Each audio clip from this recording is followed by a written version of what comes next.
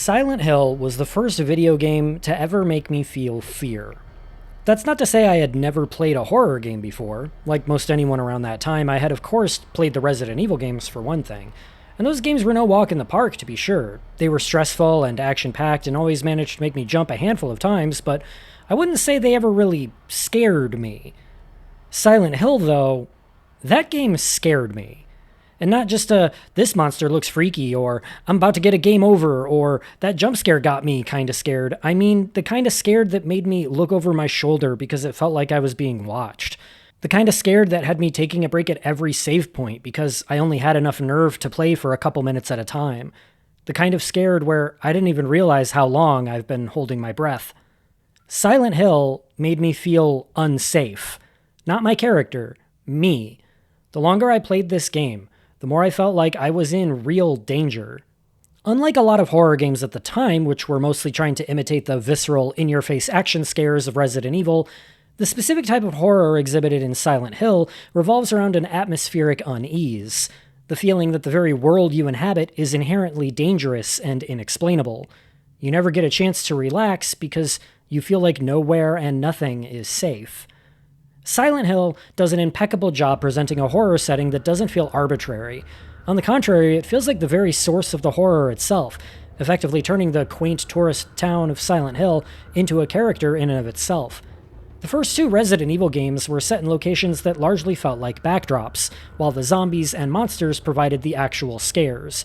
I feel like you could set those games anywhere, and the overall feeling would remain mostly the same. But with Silent Hill, the setting itself is the very cause of the tension. The town and its horrific industrial nightmare reflection form an experience that feels oppressive, trapping you in a perpetual horror from which there is no rest or escape. The team at Konami that created Silent Hill, hereafter referred to as Team Silent, was originally tasked with developing a game that would appeal to American audiences. Eventually, the project shifted toward becoming a competitor to Resident Evil, at a time when RE copycats were already flooding the market. However, Team Silent initially struggled to come up with a strong concept that would help their game stand apart from the growing crowd. The project stalled for years, and by the time development finally gained momentum, Konami had largely lost faith in it. Team Silent became something of an outcast within the company, but that isolation came with an unexpected benefit. The team was able to work with very little executive oversight, granting them an unusual degree of creative freedom. With that freedom, their vision gradually took shape. Team Silent set out to capture a fear of the unknown, a feeling of helplessness, isolation, and being trapped in a world where nothing makes sense.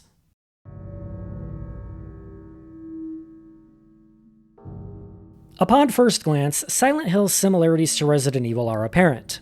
The game revolves around fending off horrific monsters with a small variety of weapons, using limited ammo and healing resources, solving puzzles to navigate a series of escape room-style areas. The player finds key items and resources scattered throughout, as well as maps for each area, and of course the game uses classic horror game tank controls for movement. But that's really where the similarities end. In basically every other notable aspect, Silent Hill makes creative and design decisions that seem almost intentionally opposite to those of Resident Evil. Everything from its storytelling and presentation to its music and even just its specific approach to horror overall is so vastly different from Resident Evil that any similarities in gameplay almost seem coincidental. Even the things the two share in common differ in enough ways to feel entirely separate.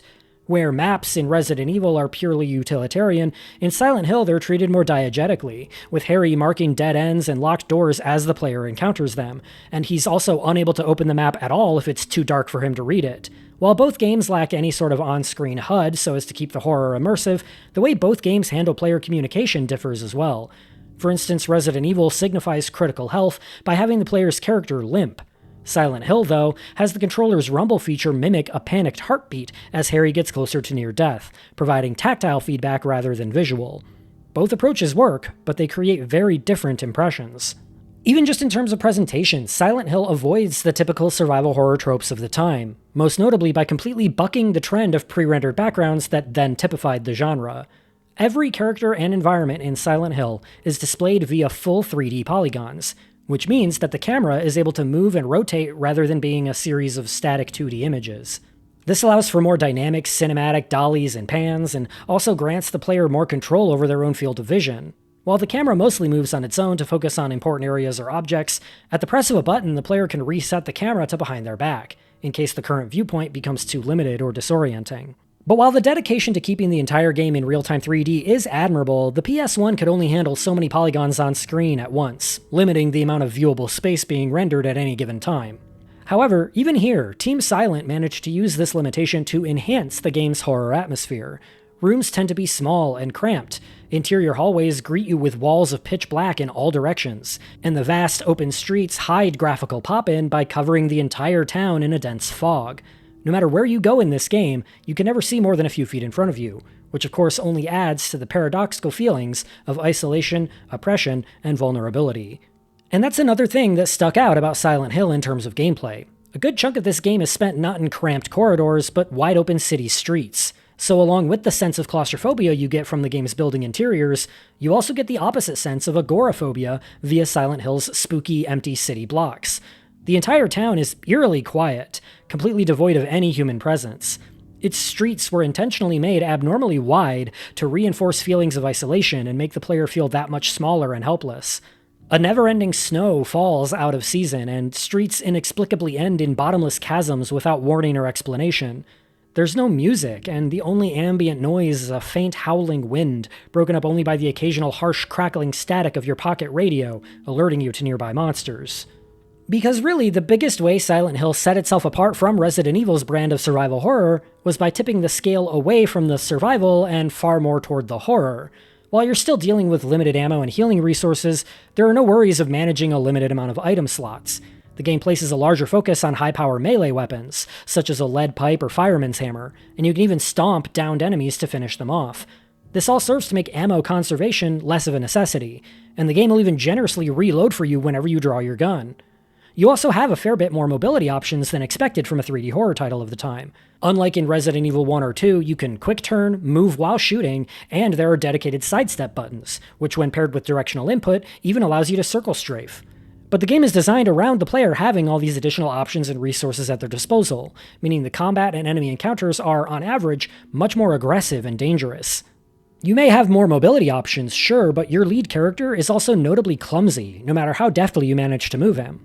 Harry Mason isn't a trained officer or some expert marksman. He's just an everyday guy looking for his daughter, and as such he doesn't have the greatest aim. While the game has a very effective auto-aim function, shooting at enemies in the dark makes Harry more likely to miss, even if his target is just a few feet in front of him. And sometimes he misses even the cleanest shots for no particular reason. He gets out of breath after running for too long. He'll bump or brace himself against walls and furniture if he approaches them too fast, and he can stumble off small stairways or porches.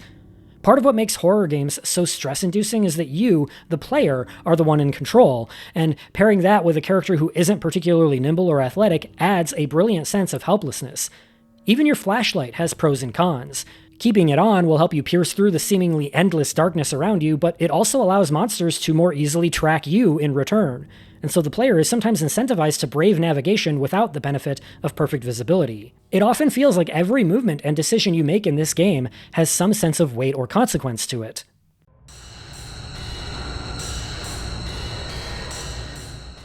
What's perhaps proven to be most iconic about Silent Hill is its visual design. The fog and snow-filled streets aren't this game's primary aesthetic. Every so often, as you progress through the game, the world shifts into a nightmarish reflection of itself, where floors and walls are replaced with rusted metal grates and fences, with giant industrial fans and hanging corpses amongst a darkness that stretches endlessly. And every time the world shifts into this nightmare realm, it's prefaced by a World War II air siren in the distance. The first shift during your exploration of Midwich Elementary School is probably the first real moment of terror in this game outside of its short prologue, as after the first hour or so of the game that you spend exploring the empty streets of Silent Hill and the abandoned school, you open a door into this nightmare world and realize that whatever sort of horrifying world you may have been in before, this one is infinitely worse. All this time, you'd been in the nice version of Silent Hill. This is where the real horror begins. The game has a recurring motif of disorientation and nightmares, of never really knowing what's going on or what's even real. The game opens with a nightmare sequence where you encounter this other world in an alley before Harry is attacked and seemingly killed, only to awaken perfectly fine in a diner a few blocks over. Throughout the story, there are numerous instances where Harry seems to black out and wake up clear on the other side of town with no explanation. and it's only once the game is in its final stretch that we see the shift from reality to nightmare happen before our eyes.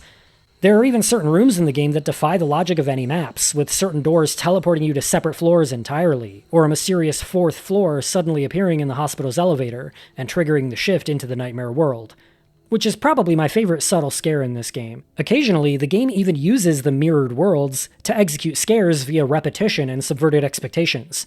During the school segment, for example, there's a fake-out jump scare involving a cat trapped in a locker, and when you revisit that locker in the nightmare world, the same knocking can be heard, more frantic this time, only to suddenly stop and reveal nothing. But just as you turn to leave...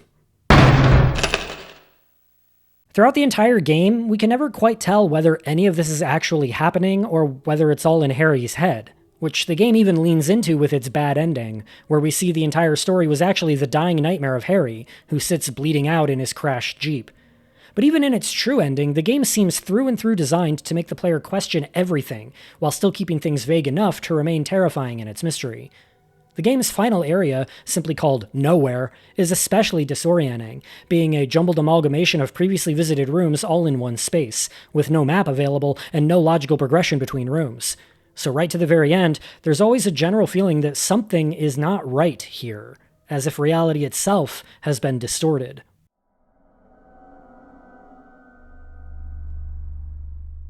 Underneath all the fear and discomfort, though, Silent Hill is still a video game. It's still just lines of code, it's still just a series of tasks to complete, it's still just you pressing buttons on a controller. The fact that it manages to remain effective horror despite it all is the real achievement in a way. While tonally Silent Hill remains consistent, outside of the context of the main gameplay, it is also willing to remind you that it's still all just make-believe. The game has multiple endings depending on whether you trigger certain optional story events or not. And no matter which ending you get, there's always a post-credits blooper reel created using the mocap actors' actual outtakes. It offers a nice final bit of levity to put the player at ease after the game is over. Once you beat the game, you're graded on your performance, and Silent Hill's ranking system is far more detailed than you might expect. Rather than focusing solely on completion time or number of saves, it also tracks things like item collection, enemy kills, how those enemies were defeated, and even your shooting efficiency. Since you're expected to balance all of that while still finishing the game in under 90 minutes, earning the coveted 10 gold stars is a genuine challenge even for experienced players. The game also features its own version of New Game Plus, called Next Fear. Each clear raises the difficulty while also unlocking various bonus weapons depending on specific accomplishments from previous runs. Most of these are deliberately overpowered, such as a chainsaw, a drill, and even a katana, but using them comes with a trade-off as they significantly reduce your endgame ranking. As a result, they feel less like tools for serious score chasing, and more like rewards for players who have already proven their mettle. There's also some stranger unlockables as well. After obtaining the game's best ending, you're able to trigger a secret joke ending in which Harry is abruptly abducted by aliens. It's an intentionally ridiculous homage to cheesy 1950s sci-fi stories, and the music that plays over the credits had me laughing out loud the first time I heard it. Achieving the UFO ending rewards you with the Hyper Blaster, an infinite ammo laser weapon that becomes more powerful depending on your endgame ranking. The idea itself reportedly came from a suggestion box submission, proposing a simple explanation for all the strange events in Silent Hill. Aliens did it. UFO endings quickly became a tradition for the series, with every subsequent game featuring one, each more ridiculous than the last. Wait a second, Naoto Oshima? Like the guy who created Sonic the Hedgehog. He left Sonic Team in 1998 sometime during the creation of Sonic Adventure, and this was the first game he worked on after that. What a crazy through line.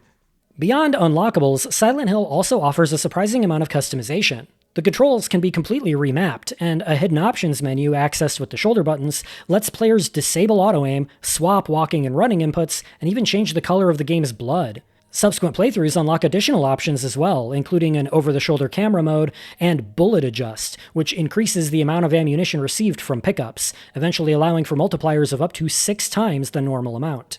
What I appreciate most, though, is how all these features encourage replaying the game without diminishing what makes it effective as horror. Silent Hill offers 3 difficulty settings, and while it's perfectly reasonable to just start on easy and work your way up, playing on hard from a fresh save file with no bullet adjust completely changed the experience for me. Even while making a point to collect every ammo pickup, I routinely found myself running dry before I had even finished the school segment. I had to rely far more heavily on melee combat, I was using a lot more healing items, and sometimes I was just plain running. The longer I played under those conditions, the more it felt like the purest version of the game's horror. Every encounter became stressful, every resource mattered, and surviving to the end felt genuinely rewarding.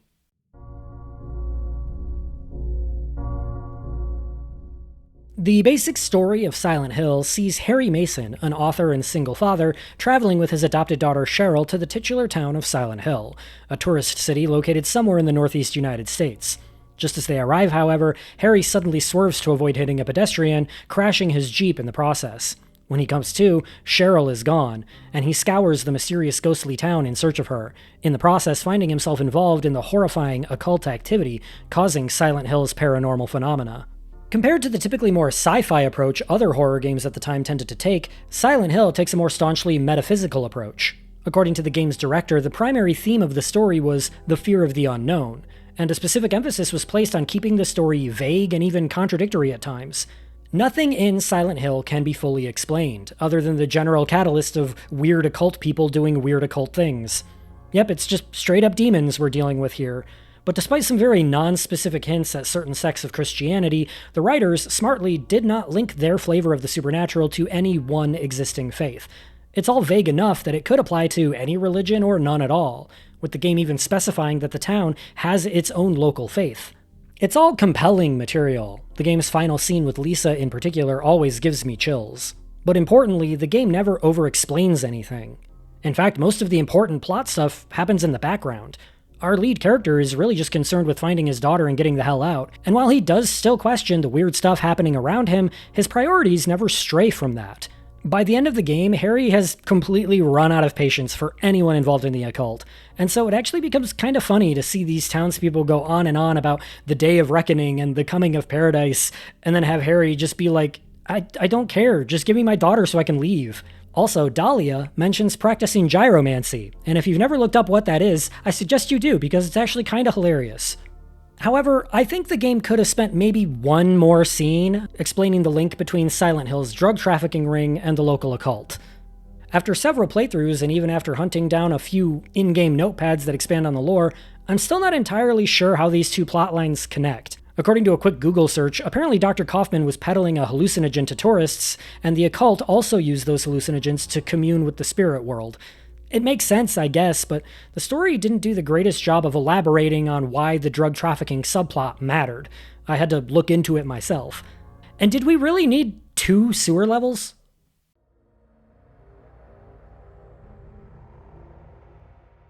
Silent Hill is a game that wears its inspirations on its sleeve, namely various works of classic literature. A few of the game's puzzles make overt references: a set of keys named after characters from The Wizard of Oz, a door themed after Alice in Wonderland, and at least one of the monsters is said to be derived from Arthur Conan Doyle's The Lost World. Notably, all of these stories are about characters being pulled into another world, which ties in with the game's themes of disorientation, pulling from classic fantasy otherworld stories but recontextualizing them under a horror framework.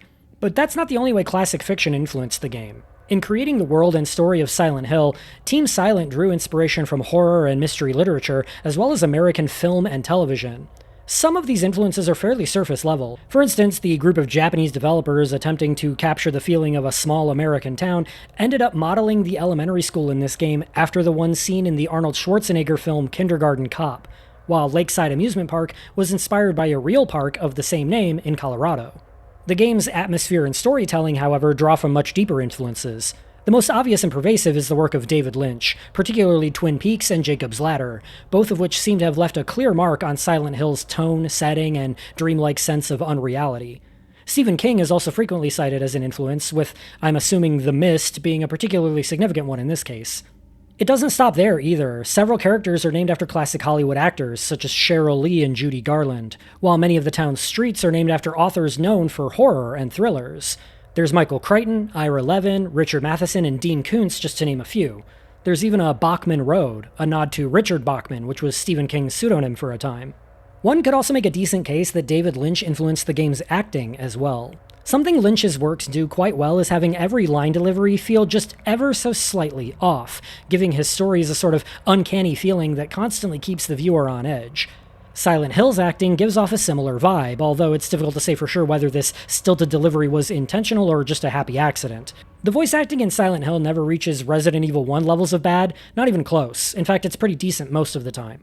But the characters do talk quite strangely, and the awkward pauses whenever the game has to load the next line of dialogue makes every scene feel a bit sluggish. All the animations, though, were motion captured with live actors, and so that does lend a more grounded feeling than the sometimes nonsensical flailing and head bobs you'd see in Resident Evil. And that mocap was also used for the game's CGFMVs, which frankly are pretty exceptional for a PS1 game, especially after you learn that they were all reportedly animated and rendered by just one person. Believe it or not, the game's lead CG artist, Takeyoshi Sato, had to fight to even get his name in the credits at all. Sato was at first assigned a team of animators to supervise, but when he learned that he would not be credited for his work, he refused to accept any help, creating all the character models and animating every FMV by himself over a span of 2.5 years, rendering them on over 150 Unix PCs during the office's after hours. Reportedly, 1 second of CG footage took 4 hours to render, adding up to over 2,000 hours when all was said and done. Sato wasn't the only one pouring hours of hard work into Silent Hill. I of course have to bring up the work of Akira Yamaoka, the game's music composer and sound designer. Yamaoka took over as lead composer after the game's original musician left the project, and he would go on to become the de facto musician for almost the entirety of the franchise. His compositions would form arguably the single most iconic part of Silent Hill's legacy. His music draws from techno, but with a distinctly industrial edge that often blurs the line between instrument and machinery. Sometimes literally, as heard in the game's final boss music, where the sound of a dentist's drill was distorted to form a constant, unsettling screech.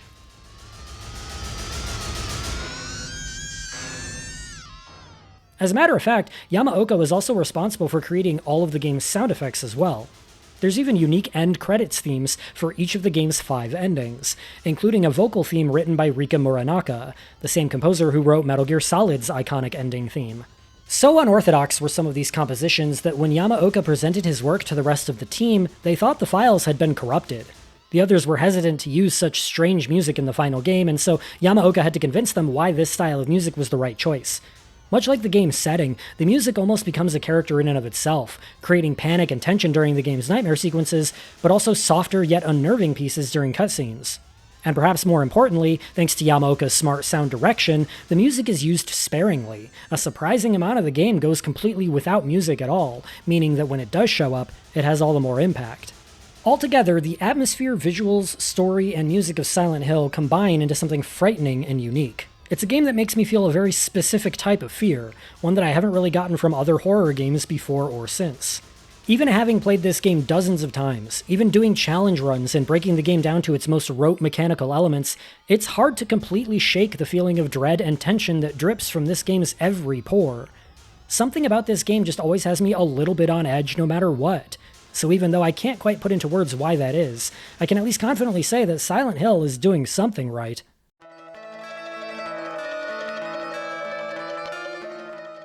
Of the countless so-called Resident Evil clones that popped up in the wake of Capcom's survival horror classic, Silent Hill is almost inarguably the one that managed to stand out as its most worthy rival. While critics and audiences caught on very quickly to the two franchises' similarities, the differences were what really mattered in the end. Moreover, the common consensus seemed to be that, more so than any of its horror contemporaries, Silent Hill was one of the few to actually feel, well, scary. Resident Evil, when you boil it down, was really more of an action game than purely horror, focused on visceral thrills and split-second jump scares far more than any sense of danger or tension. If Resident Evil was meant to evoke the feelings of loud, cheesy B-movie horror, then Silent Hill represents the more intimate, art-house psychological horror that really cuts to the core of the audience's fears. To put it another way, Resident Evil is George Romero, while Silent Hill is David Lynch. Despite their doubts, Konami executives eventually realized they had a good thing on their hands after the 1998 E3, where Silent Hill's first trailer was showcased to a round of applause. In response, Konami allocated a decent amount of money into marketing the game, and in Japan, release copies of Metal Gear Solid included a demo of Silent Hill. The American version of the game launched first by a few months, and is actually the only one to be uncensored. The school and amusement park contain enemies known as Grey Children, but the game ratings boards in both Japan and Europe apparently took issue with these monsters as they too closely resembled real children. As a result, those regions swapped out the Grey Children for a late-game enemy called Mumblers, which are of similar height but with a more abstract body shape. Silent Hill would launch to greatly positive critical reception and sold over 2 million copies in total. Critics were quick to point out the game's so-called shameless similarities to Resident Evil, but the majority were willing to set that aside given how effectively Silent Hill distinguished its own unique style of horror, with its atmosphere and music the most common recipients of praise. Its use of 3D environments and clever workarounds for the PS1's limitations were applauded, namely the way it used the console's short draw distances and weird warpy polygons to its benefit, by serving to enhance the sense of fear.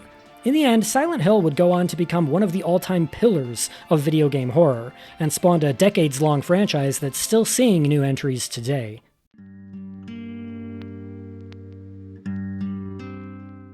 In a way, the team behind Silent Hill was actually quite lucky to be labeled a lost cause by Konami higher-ups during development, because that meant they were free to make the game they wanted to make without a bunch of executive meddling compromising their vision. The game's director, Keiichiro Toyama, had never been in charge of a game project before, and he and Takayoshi Sato have both said that their goal was to make a game that could be considered a legitimate artistic work, rather than being solely concerned with how many copies they could sell.